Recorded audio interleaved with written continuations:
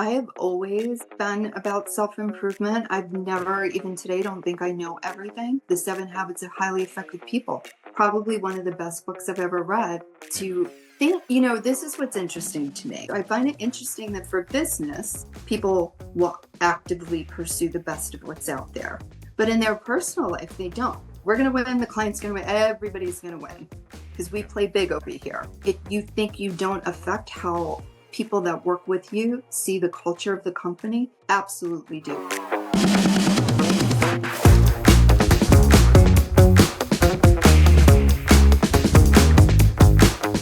All right. Well, I'm really excited this morning to be joined by Sandra Myers on But First Principles. She is the owner and co-founder of the Select Date Society, which is an elite matchmaking organization for high net worth singles. So, Sandra, welcome to the show. Well, Colin, thanks for having me. I'm looking forward to it. Yeah, I'm excited to talk to you. It's somewhat unique for me, just speaking to someone in this kind of industry. So I'm really looking forward to some of the conversation pieces.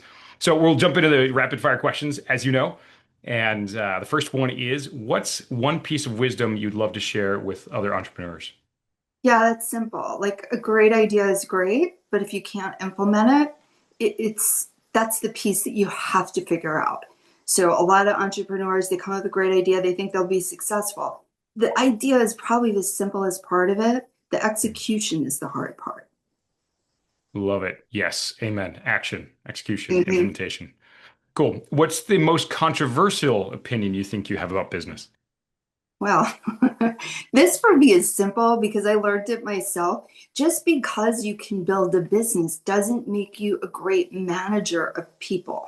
Hmm. And knowing the difference and knowing when to like hire somebody to do that piece, because that's just not what you typically entrepreneurs, it's not what they do well.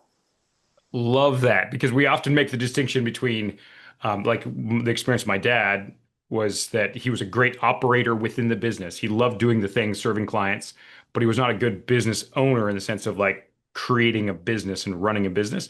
But there's even like another distinction. Okay, you can be a business owner, but it doesn't mean you're a great manager. And Right. so like leadership management and execute or technical proficiency, let's say, are three different things. That's great. Um, and then what's the most exciting thing, or what's the thing that excites you most to share in this podcast? Probably just what I learned in starting a business is that trying to figure and having this mapped out equation for every single step that you take is probably not the wisest thing, because what I learned is as I went along, I gained knowledge that then made me adjust my plans of how to execute. So being nimble, I guess, would be the Mm. expression, and not being so rigid in your plan that you're so OCD about getting the plan accomplished that you miss out on opportunities to succeed sooner. Hmm. Something that I say fairly frequently along those lines is um, the process of planning is invaluable, but the plan is almost useless. Right. Would you say that the same sort of idea? Yeah, it's just like, if you're driving a car, this is how I think of it in my head because I'm a Yeah, very visual person. Like if I'm awesome. driving to somebody's house and it's telling me to go a certain way on the MapQuest, but Mhm. I know, like, wait a second, this goes right over there. I'm looking at the map. This road is like, make good decisions, like use common sense and use your critical thinking skills to make adjustments along the way that are going to be Mm. more effective. And sometimes you don't learn it until you get there. Awesome. Okay, and then what is the thing that you think is most interesting about you? Well, probably what other people would find really interesting is that I actually didn't get married for the first time until I was 40, and I didn't start my business till I was 50. So, not typical. Very Yeah. a And actually, when I started my business at 39, I thought, man, it's too late for me. Like, I'm starting way too late. And, I knew that because of the background that I have, I knew that was, a disempowering belief. right? So I love that. I love that because Well, y- just so you know, Colin, one of the things that I read that kept me from getting in my own way was that mm, actually Colonel Sanders from Kentucky Fried, he did not start his business till he was 65 years old. So I was like, you know what? If he could do it at 65, clearly I can do this at 50. that's fantastic. Hey, thanks for listening. This is Colin Davis, and I just want to say real quick, I'd love to hear from you. I'd love to hear your stories. I'd love to hear what's landing. I'd love to hear what you love about the show and what's not working, what we need to improve, what you don't love. All of that helps. So drop a comment below, and I promise I will personally read every one of the comments. Thanks a lot. All right. And what do you feel like is your biggest accomplishment? Honestly, it's building the team that we have, Mm, because you are either working in the business or on the business. The people that we have actively pursued, because this was not like out the gate. Out of mhm, the gate, we've hired people that we knew, that we liked. They weren't at the level that we needed them to be to mm. service the clients at the level that we were selling. Yeah, So yeah, yeah. it's like what you say has to match. And we Mm, learned very quickly, like, we've got to reconsider who we're putting in these seats. Right seat, right person, we're not there. So mm. getting the right team together, and it's been that case for almost 2 years now, has been the biggest accomplishment, I think, for both Amber and I. Yeah. And do you feel like you're able to do that? This is a little off script, but I want to just dive into that for just Yeah. a moment. The you know, you present yourself, you're very, beautiful woman and very like polished, right?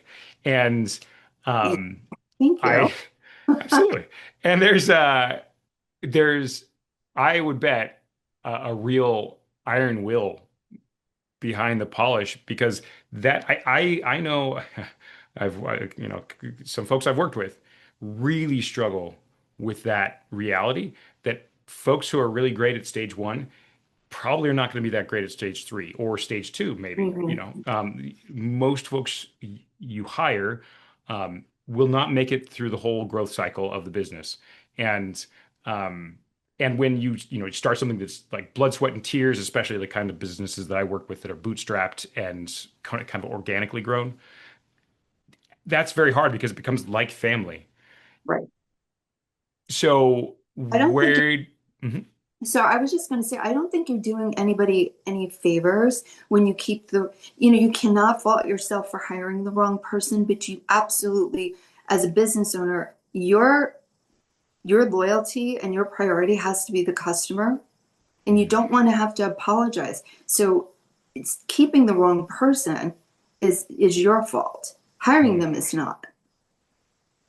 Beautiful. Okay, fantastic. And at the end of your life, when all's said and done, what do you want to be Mhm. known for? Um, to me, it's just about doing the right thing when nobody's looking, because that's kind of been my mantra. I don't really care if somebody's watching me or somebody knows that I did the right thing, honestly. And loyalty and friendships and supporting other entrepreneurs. It's why I was actually really interested in doing this today, because four of my friends in the last 5 years, I have gotten them to become entrepreneurs in their passion projects when they were miserable in their jobs.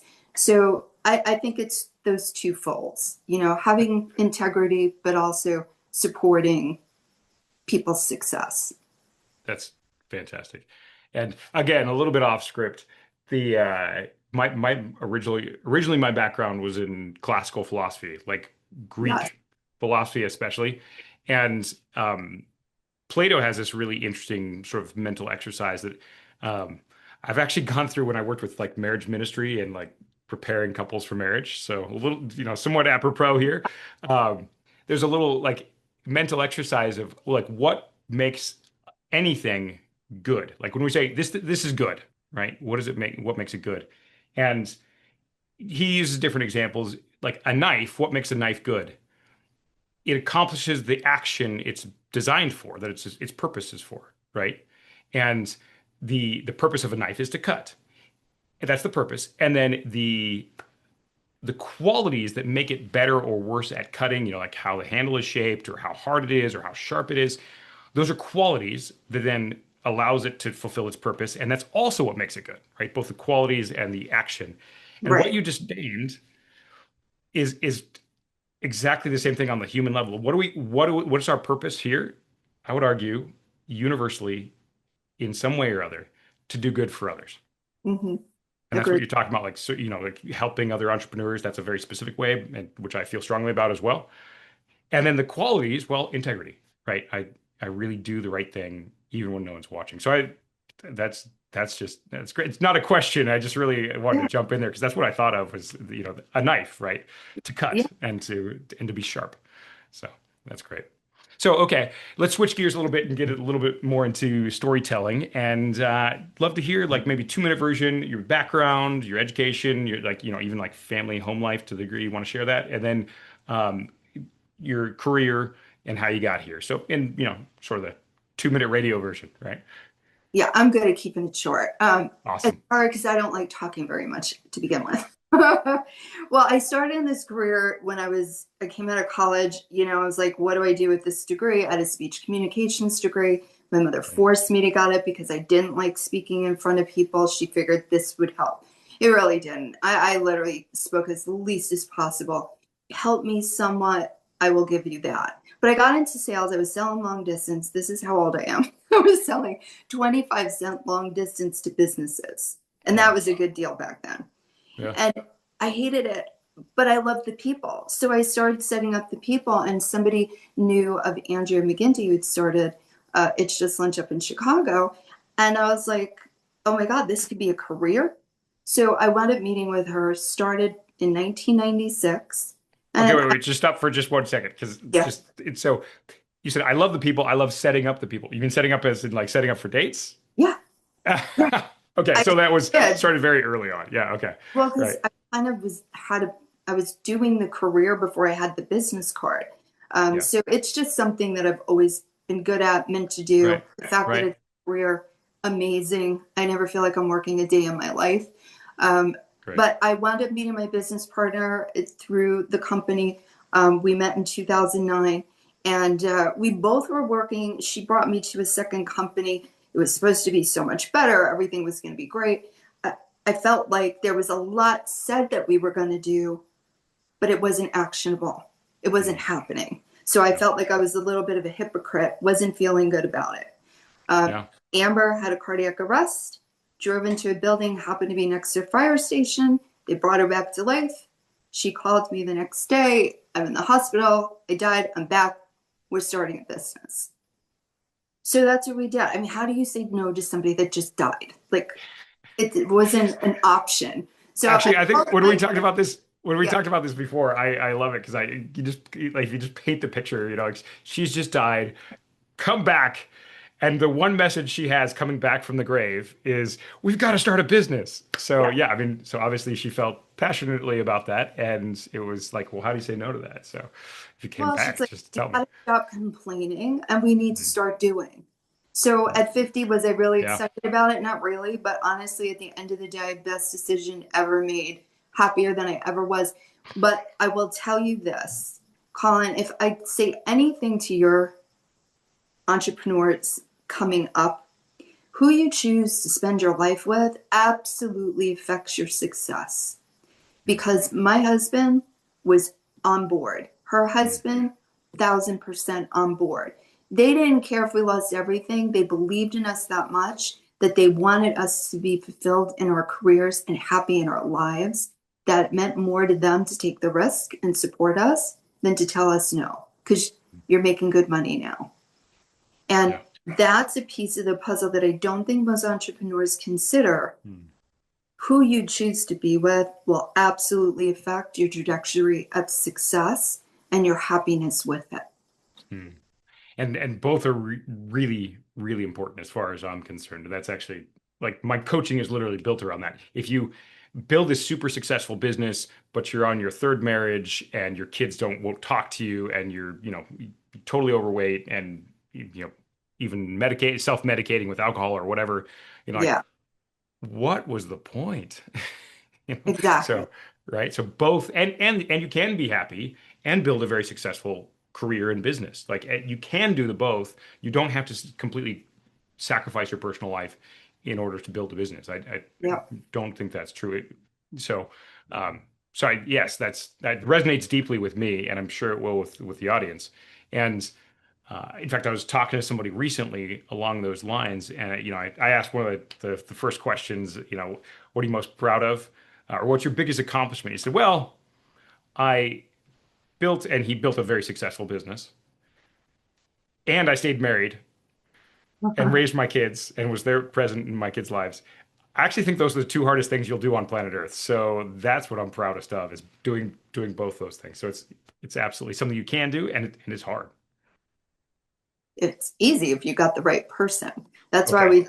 Yeah. our clients, this is why they come to us, because you know what? You can't help who you attract, Colin, but you definitely can help who you get in front of. So to me, if you were looking for a CEO of your company, would you Mhm. blindly put a ad out on the internet and like pick one of the five people that walked through your door first? Or would you have a recruiter actively go after the people that you know do it well and this is their highest priority that your company would be as well? No, you want the best of what's out there. So I find it interesting that for business, people will actively pursue the best of what's out there. But in their personal life, they don't. So it's just a mind Yeah. sweat. Yeah. And obviously this is your profession, so you Yeah. have a lot to say about it, and absolutely, we'll take that. Um, so that said, you started your business, and you said at age 50 in 2009. Did I get that right? Well, no, Amber and I met in 2009. This Yeah. happened Okay. in 2020, Yeah. which wasn't great because Right. 6 months after we opened, the pandemic hit. So that's why I Right. say when you think you've got it all planned out, think again. Mm. Yeah. No kidding, especially if there's, a global pandemic, for example. Yeah, just a small little thing. So, okay. And that's actually, I was about to go, like, so tell me a little bit about the journey, like, and the stages building the business. So 2020. So what happened?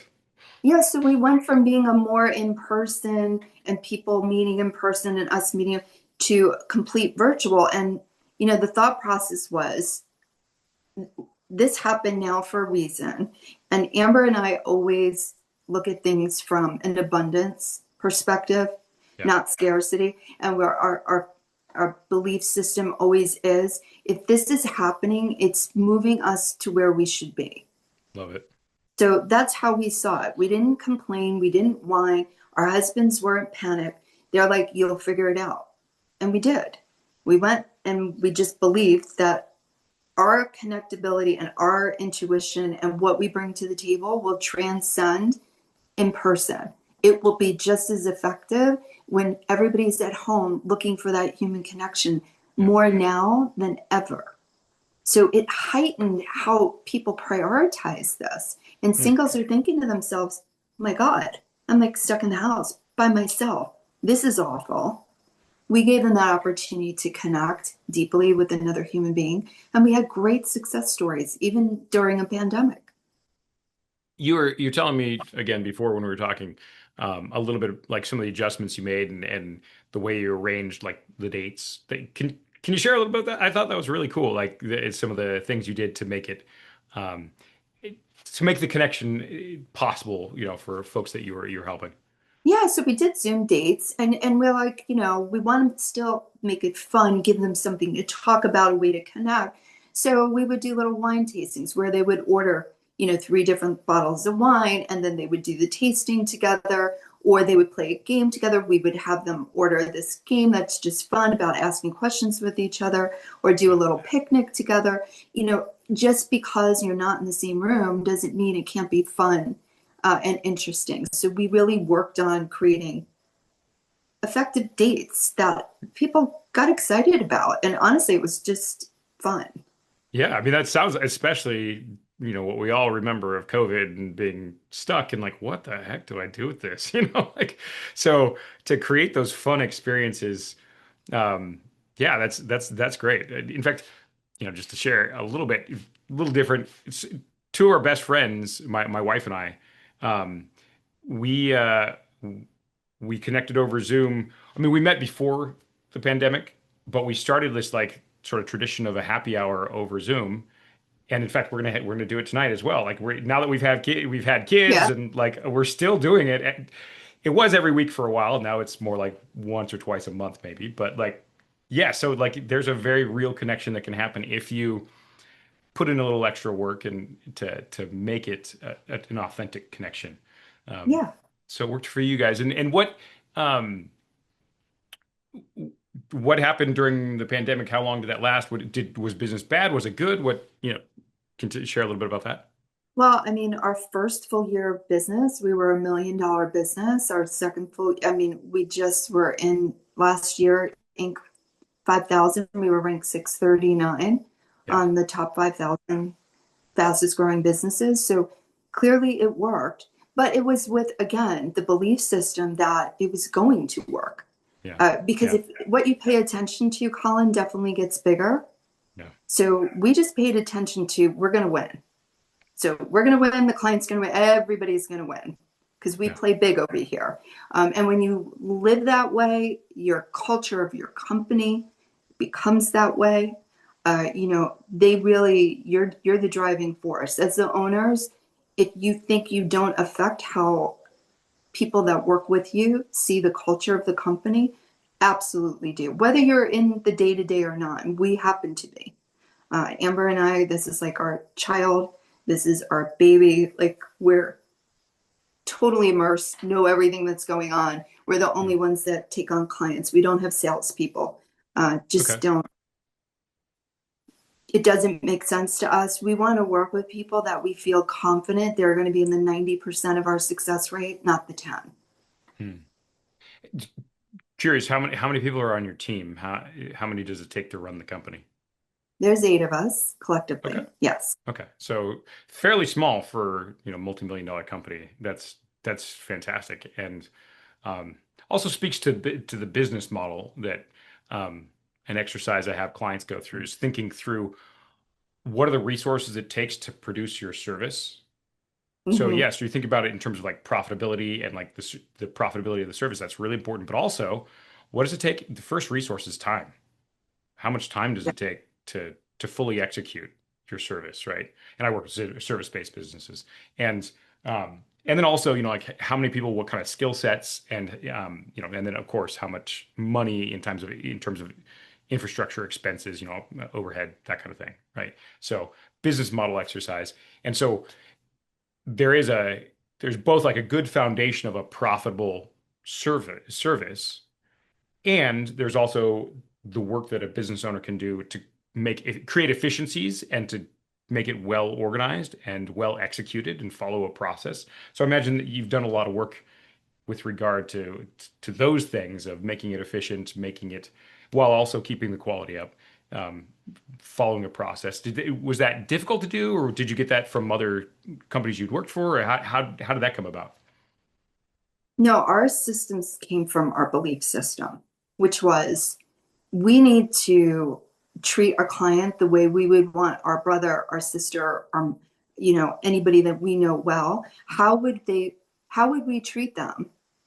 And what kind of care would we take and walk through the process from that landscape Hmm. and then figure out a way to deliver. Yeah. The one thing with our company that I'm really proud of, it won't matter who you're working with, you will know you're working with SDS because everyone on our team follows our systems, handles the clients, same verbiage, same language. We all speak the same. It's Hmm. not like, oh, well, I hope I get somebody good over there. Honestly, you can't. There's nobody bad over here. You're dealing with exceptional people that believe in what they do, and collectively as a team, I've never seen 8 women adore, love, support, and encourage each other more Hmm. than our group here. And I've been in the industry almost 30 years. There's a lot of competitiveness, and Right. these women, they are. It's such a well-oiled machine at this. I almost got to like knock on wood in my head, like I don't want to ruin it. We're just unbelievably blessed that this group of women has come together and just so literally like you brought eight best friends together that just know each other, can finish each other's sentences, step in at any point. That's a rare thing to find. It is a rare thing. And in fact, I would love to take a few minutes and kind of, unpack that, kind of dig around, like, okay, like to hear more about how you built that kind of culture. And you have a co-founder Amber, correct? Yes. Amber Lee. And Amber Lee. Lee. Yeah. Um, and how did you guys divide up, like the work, and like, where did you take any courses, read books? Did it kind of just come out of you naturally? Did you do like mindset work? Because you've mentioned like belief system and, the way that um, the way that you think about what you focus on grows, right? So if you can unpack that, like where did you learn some of these things? How did you organize yourselves? Who was in charge of what? So, Colin, I have always been about self-improvement. I've never, Mhm. even today, don't think I know everything. Um, Yeah. Even when I was out there selling long distance on the streets of Miami and Fort Lauderdale, I was going to Anthony Robbins, Right. seminars, Okay. Sure. taking the courses, Stephen Yeah. Covey, The Seven Habits of Highly Effective People, probably one of the best books I've ever read. Amen. To think, this is what's interesting to me. New entrepreneurs coming up, they kind of look at you like, well, it's harder now, or, well, it was easier than, no, no, no. Amber and I came through it like at the worst possible time. But the common denominator between her and I is this: we are going to do what we each do very well, and we're going to keep our hands out of what we don't. Hmm. So there are things that Amber does well with the company that I'm not, excited to do. I do all the back end stuff. I do all of our marketing.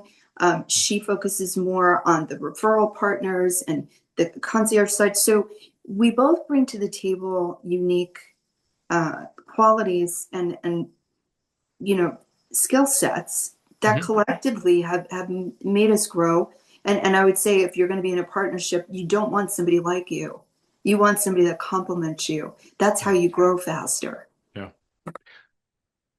Well, so in fact, like when I tend to think in frameworks, and I deal in frameworks Yeah. professionally, right? So in terms of partnerships, fairly recently I formulated there's four elements to a good partnership, right? First of all, the value system is aligned, and it sounds like you had that. You guys were Yeah. friends, right? So Yeah. value system is aligned. Second thing is the complementarity of skills. Like you don't just want to duplicate yourself. No, no, no. You want someone who's good at another aspect of the business.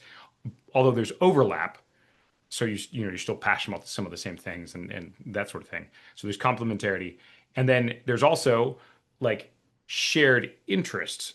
And this seems a little more straightforward, perhaps in your case. An interest would be something that's deeply meaningful to you is to be successful, to make money, to be able to use your skills to help people in this specific industry, right? Loving to do those things, and then in some way those interests lock you together. Like I want to make money, you want to make money, and if we do this together, I can't make money the same way I could without you. Like the synergy idea from Stephen Yeah. Covey.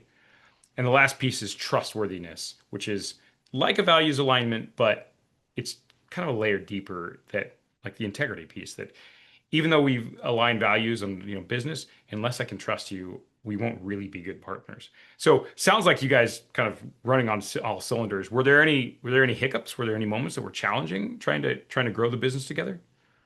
No, I think because, so ideas we talked through together, Hmm. but execution we divided and conquered. Okay. Okay. Um, for me, the toughest piece of this business was Google and dealing with them. Hmm. This generation coming up, they've got it really good Why because, that? Why is that? Yeah. Tell me. yeah. So, one of the things that I've become an expert in is, advertise. We don't advertise anymore because, thank whoever, I will say we work probably 80% off direct referral. So Yeah. you won't see any ads from Select Date Society out there. And thank Hmm. goodness, because that was the toughest part of the job. Hmm. Today, you don't need Google the way you used to because Yeah. AI is literally combing. What you need to do is do this, get on podcasts, get on radio show, talk shows, get on, get articles out there, become an authority in your business. Hmm. Because most people today are looking at ChatGPT or Galaxy or any of the AI tools to figure out who they should work with. Hmm. So there's no more heavy weight in just one arena, which used to be Google Ads. And you either did them or you weren't seen. Yeah.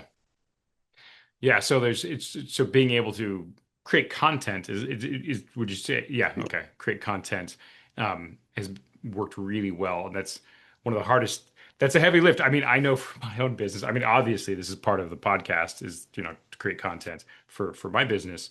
Um, and frankly, I find that very difficult in my own business, being very honest.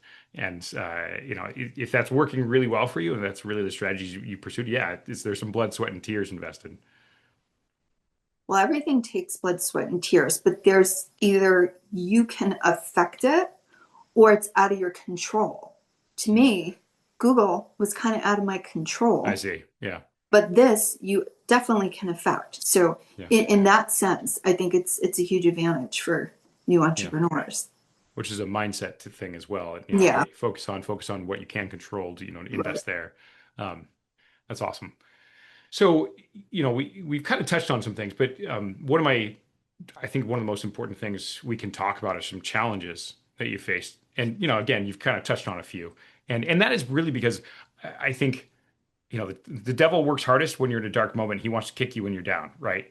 Right. And, it's the natural belief or the thing that comes up, the accusation is you're alone. No one's ever been as stupid as you are. How could you do something like this? Why, like you're such a failure. You hear like all these awful things that we say to ourselves when we're struggling as an entrepreneur. Um, and yet every entrepreneur struggles. Yeah. So a big part of this podcast is sharing, okay, so what are some challenges that you've gone through as successful as you are, and how'd you get through those things? And Well, I maybe think, just like, yeah, yeah, one in just particular if you can, like one in it's especially particular good. Yeah. is when you're starting the business and Mhm. you're coming from the industry in a high volume, and then you start your own business, and then it's crickets. Yeah, yeah. And then your confidence in what you were doing over here, working for somebody else, Yeah. then you feel like the wind behind your sails is just dissipated. It's gone away. Yeah. That's where you've got to decide as an entrepreneur. Do you have the depth of character and do you have the tenacity? Do you have the grit for in those moments try to learn from somebody that's done it to learn instead of whine? Yeah. You can whine, it's not going to get you anywhere. You can learn, reach out, get help, connect with those who've done it, and just be always every day move in some way in the right direction, Mhm. then you'll get somewhere. But if you're waiting for it to show up and happen to you, you're going to be very disappointed. So And in it's fact, being realistic with what being an entrepreneur means. Yeah, it's being your own boss. It sounds great. I'll tell you what, there's a huge responsibility behind that boss title that most people don't understand until they get in it. yeah, payroll is like the biggest weight on Yeah. your shoulders Well, ever. yes, learn that Yeah. quickly. Yeah. Okay. So especially in the beginning, I I felt this in spades as well because I worked for, some organizations that I just was so busy. I was in charge of 13 different organizations. And kicking butt and taking names and making all of them grow and seeing really cool stuff and people's lives change and then starting my own business. Yeah, like when you're working with one client, right? And it's like, was it the machine or was it me? Like was it like where's the magic and where's the Yeah. skill? And yeah, and then sales. I mean, and again, like getting on sales calls where I was used to like showing up and I had a lot of authority already built up, but here I am pipsqueak, like just starting my business and yeah, I mean, so something similar to that, where it was just, you're like, man, where'd the wind go? That was, filling my sails and pushing me along, and now you have to like row to get it going. But Con, can I share something with you that could probably help your listeners too. Oh, Um, please. Yeah, absolutely. yeah, I would see. I've never, when I started this business with Amber, we never, we don't use the word SALES, period. And there's a reason why. Yeah. I don't ever want to feel like I'm doing something that could possibly negatively affect another person, or they could be making a bad decision. And when you're selling somebody, you're trying to influence them to do something you want them to do. Mhm. We don't look at it that way. Like, Mhm. only 1 out of 15 people I interview that I actually even take on. So I'm not looking at influence. I'm looking, is this a synergy? Mhm. And can I help you? Am I going to make your life better? Is this investment going to bring you to a place where you're going to tell people that you love us and want us to do well?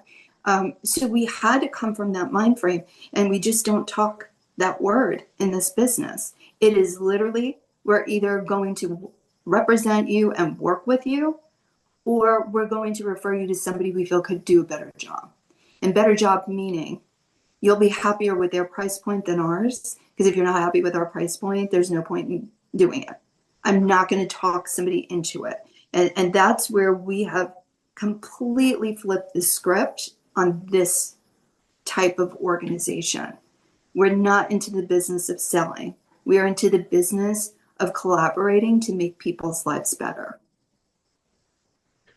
Boom, mic drop. Like that's phenomenal. I mean, I'm kind of allergic to sales myself, and although like I love pushing myself outside of my comfort zone, so I've taken a lot of sales courses, and tried different techniques and stuff. But at the end of the day, that again, that's phenomenal. And 115, because that's great.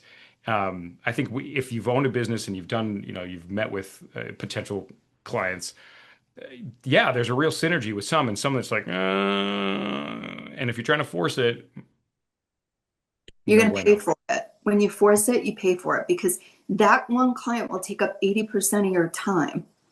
And if you want to keep good people, you've got to bring good people in. Hmm, that's great. That's great. Um, Okay, so I mean, I think you've shared a lot of wisdom. I would love to get more into like some of the things you've done in within the culture of your company, but for the in the to keep it about the right length, I think I'll Oh, just. you just have to have me back, Colin. That's all. Oh, okay. Well, sure. Right. Absolutely. That'd be fun. And this is good. This is really good stuff. So, the future. What's your vision? Like what do you see happening for next 10 years or 20 years or 5 years, however you think about it? Oh, when you get to my age, you just think in like the next year or two because you don't really want to think of that age that you're going to be in the next 10 years. But as Fair far as enough. what we're doing now, I'm actually super excited because Mhm.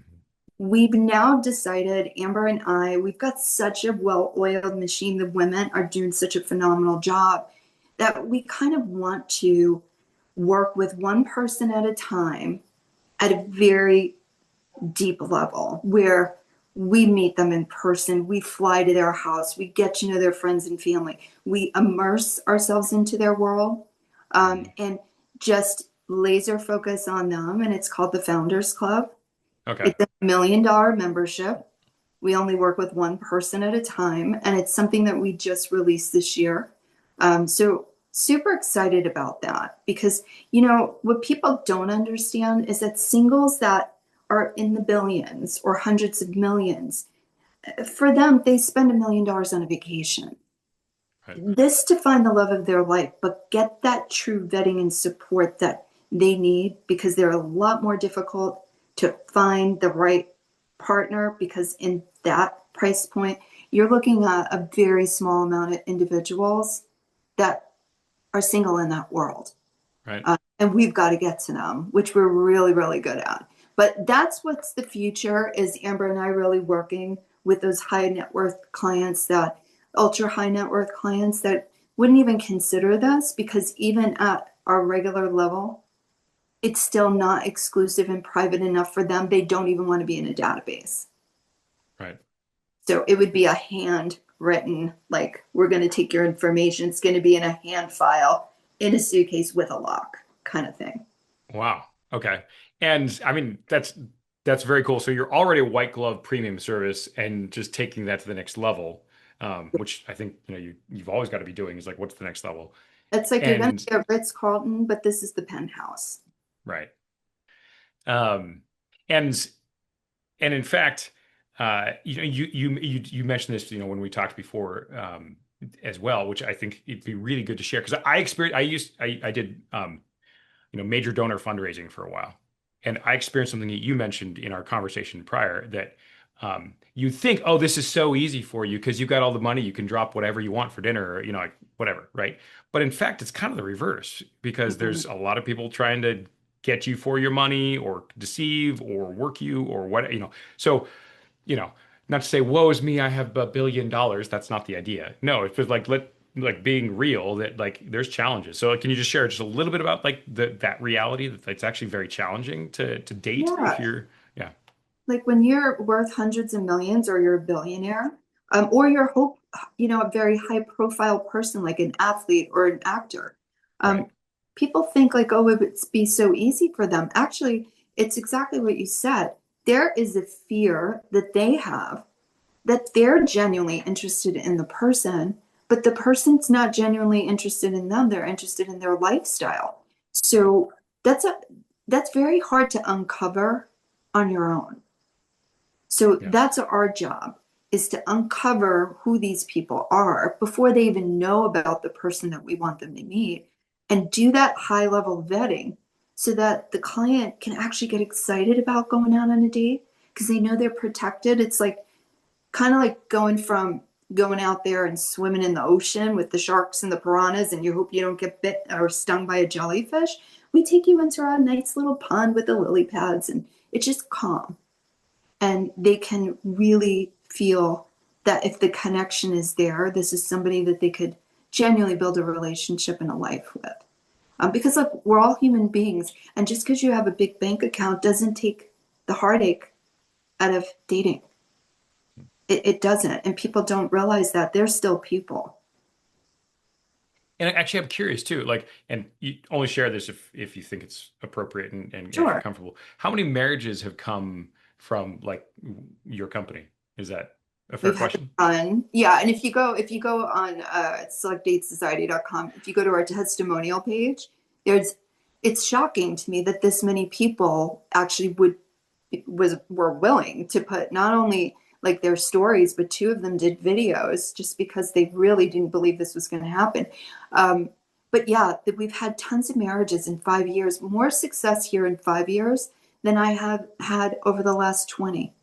Hmm. So Wow. it's Yeah. amazing, but there's a reason for it. Right. Uh, Exactly. Yes. That we're getting to know these people like you would a really good friend, at a much deeper level, and the care and concern is through the roof. So it's a different animal. awesome. You get what you pay for, kind It's of. also true. Yeah. Um, that's great. Yeah.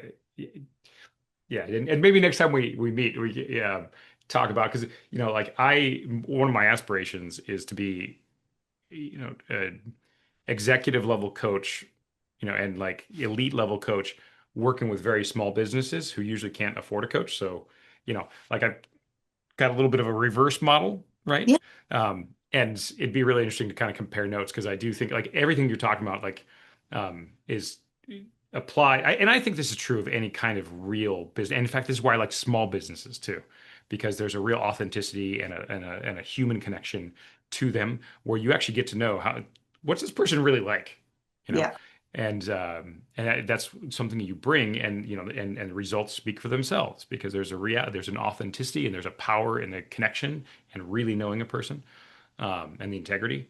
So fantastic. Then just to wrap, who would you like to connect with at this point, and how can they reach you? yeah. So honestly, for us, we want to only connect with people that being finding a relationship, not being single, is their highest priority. We're not a dating service. Like if you want to date, there are so Tinder or many what? Yeah, dating services happy right. to recommend you to them. We're an executive search firm for people that want their last first date because they want to be done with this. If that's the level of intention that you have, yes, we'd love to speak with you. But just to give you a range so I don't waste anybody's time either, our memberships start at 75,000, they go up to 1 million. We only will take on clients if we feel confident that you're going to be in the 90% of our success rate. So I don't care if somebody's a billionaire. If you're coming at me and you're narcissistic or otherwise, quite frankly, we're not going to work with you because my team will get up in the morning and dread going to work. Don't want that. We want people that want to let us do our job, hand over their issue of the challenge of dating to us, and let them enjoy and go out and get an opportunity to meet somebody that's going to complement their world and make their life better. And to be themselves and Yeah, right. exactly. Very cool. And how does someone reach you if they're like, well, that's me? How do they reach you? Yeah, so it's Select Date Society. They can go to our website. We're on Facebook. We're on Instagram. We're on LinkedIn.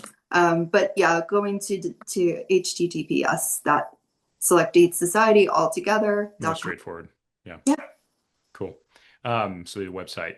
And actually, and I'm just curious, and again, actually full freedom to say no, because actually I think that's one of the like sort of master skills of a good leader, knowing when to say no. But would you be open if anyone hears this and they're starting their business or they're entrepreneurs? Would you be open to connecting with them if they reached out? Not obviously not to be a client, but just to be able to ask you questions and get some mentoring. Would you be open to that? Do you have time for that?